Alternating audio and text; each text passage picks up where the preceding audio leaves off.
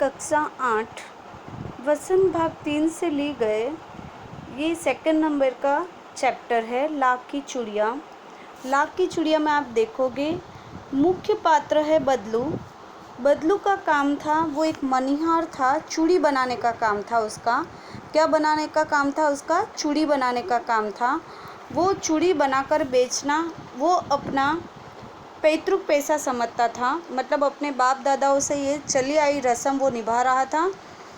लेखक के अनुसार हम देख सकते कि बदलू का यह पैतृक पेशा वो अच्छे से कर रहा था, पर जब विवाह का अवसर या कुछ भी हो तो बदलू अपनी चूड़ियों का जो महत्व था वो महत्व अच्छे तरह से समझता था और मुंह मांगे दाम वो लेता था। शहरी जीवन के विषय में बदलू के विचार।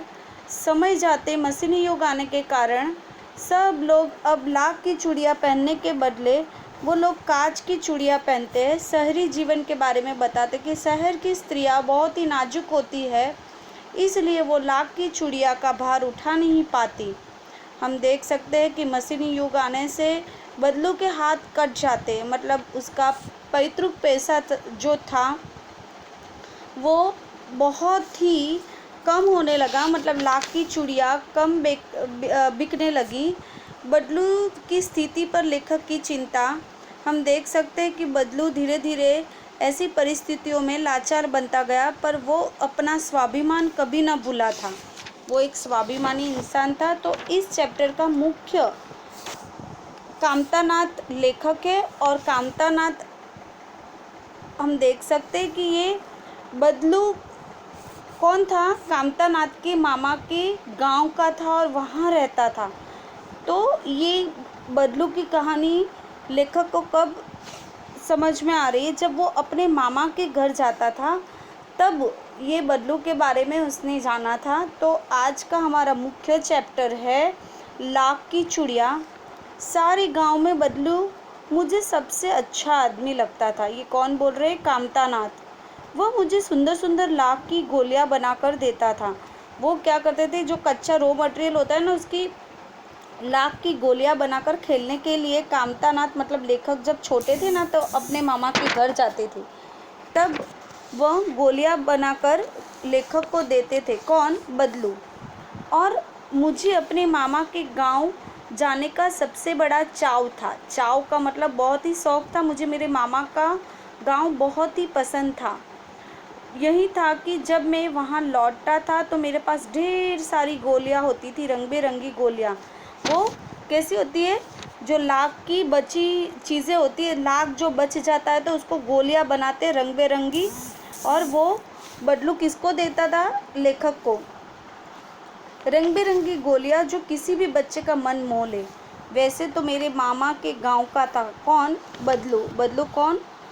कामतानाथ हमारे लेखक के मामा के गांव में ये बदलू रहता था।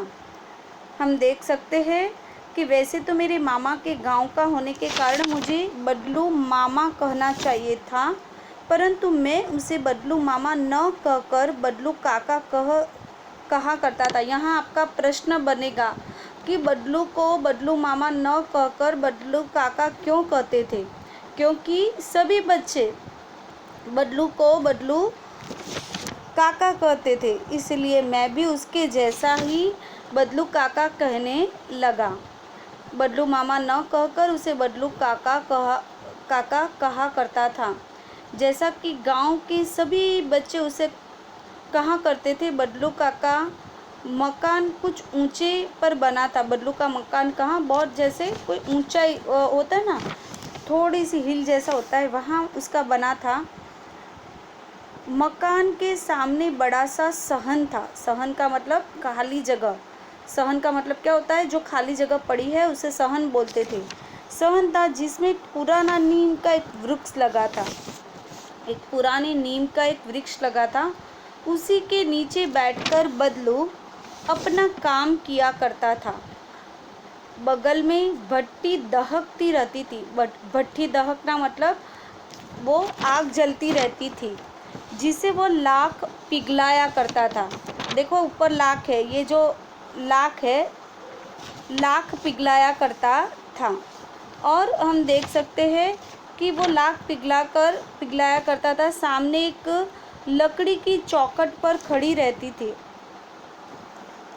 लकड़ी की चौखट पड़ी रहती थी जिस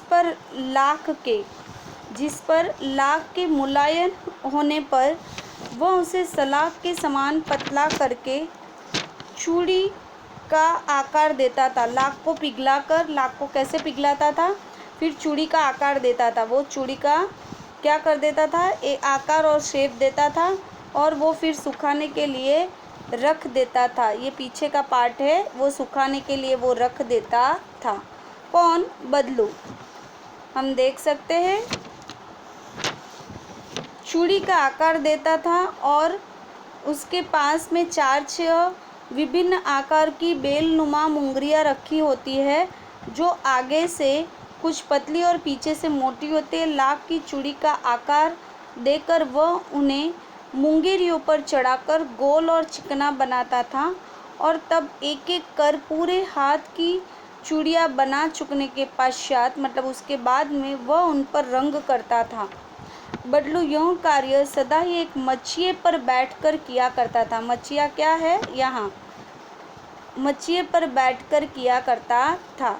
देखो, जो बैठा है उसे मचिया बोलते हैं। वो स्टूल जैसा होता है, उसको मचिया बोलते हैं। चूड़ी हम देख सकते हैं मचिए पर बैठकर वो किया करता था, जो बहुत ही पुरानी थी। बगल में ही उसका एक हुक्का रखा था। बगल में एक हुक्का रखा था। साइड पर आप देख रहे हो कि हुक्का जैसा पड़ा है। पहले के समय में हुक्के का शौक होता था लोगों को, और एक हुक्का पड़ा था। हम